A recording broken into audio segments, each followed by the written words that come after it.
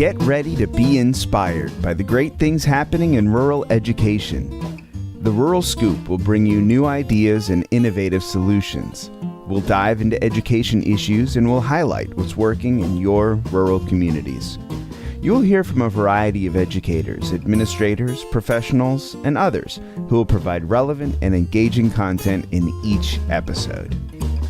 And now, for a special episode recorded at the Arizona Rural Schools Association Conference, here's your host, Ty White. So the first question, to help break the ice and show that there's no trick questions here, how about you tell everyone who you are? What brought you to the ARSA Resilient Rural Conference? Well, I've been coming to ARSA since I was a teacher in Seligman back in 2005. And I've been coming ever since. I'm now the District Executive Officer of the Yavapai Accommodation School District, which is an alternative school that is run under the Yavapai County Education Service Agency in Prescott. And your name is? My name is Dr. Kelly Burns. All right. So, we're approaching the end of the day here. What's one of the things that stood out to you the most? Loved the lunch session with the teacher team teaching and the collaboration and things like that. I loved that portion of it.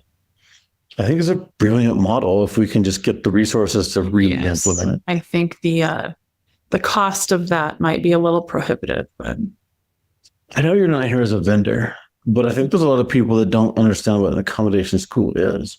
So an accommodation school is students who come to, most of our students, 75% of our students have to come to us for either being behind in school.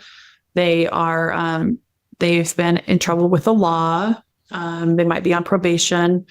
They might be caregivers, just various reasons like that. So 75% of our kids, about 90% of our kids though, come to us because they are behind in their credits. This question is going to be fun, I think. Why don't you tell me about your rural experience? You already told us you taught in Seligman. I know you have horses at home. I do. Why don't you tell us what it means to be rural for you? Rural, best place to live. I don't have a whole lot of traffic that I have to deal with. People typically understand better. You know people better. Small communities are just worth their weight in gold because you've got assistance. If you need assistance, you make better connections, in my opinion. I've never been a city girl, so I don't know anything other than rural. I grew up in a rural area in South Dakota as well. Okay. So, what does the expression "the rural advantage" mean to you? Rural advantage, just everything that I just went over, but there's a lot of disadvantages. But I think that the advantages outweigh that. The disadvantages are not being able to get adequate resources, medical and things like that. But the advantages are that small town feel. You make better connections with people, the smaller communities. It seems like everybody just pitches in and gets through this together.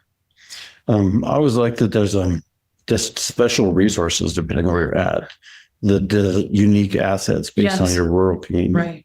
One of my favorite parts about this ARSA conference is that, tonight they're going to have the awards dinner and they're going to recognize 10 outstanding teachers. All of them are deserving of the recognition.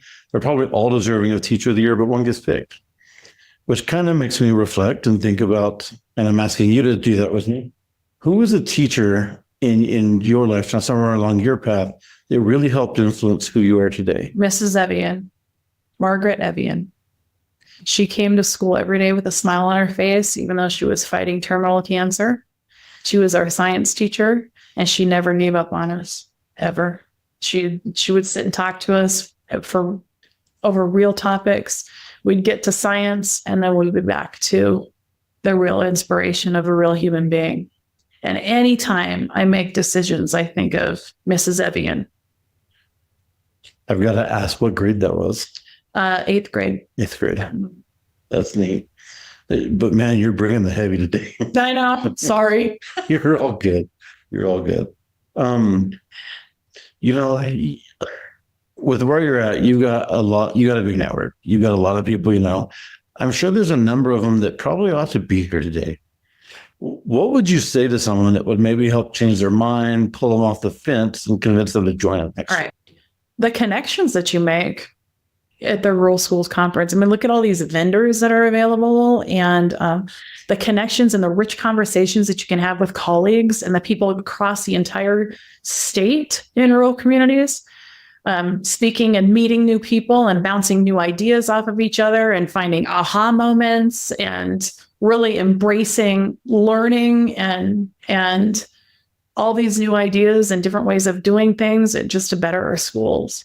Because we've all got such unique ways of doing things that there's so many times that I go, I didn't even think about that. And now I can implement that stuff in my school. That's it. Oh, well, See, that wasn't hard, was it? No. Well, sort of. Thank you so much for listening to The Rural Scoop.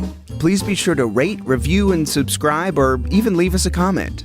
And be sure to follow on Twitter at Dr. Sadorf. That's Dr_SADORF, so that you never miss a new release. You can also check out previous episodes of The Scoop wherever you get your podcasts. Production support for The Rural Scoop is provided by Chattanooga Podcast Studios. Find out more at ChattanoogaPodcastStudios.com. See you next time for more great discussions about rural education.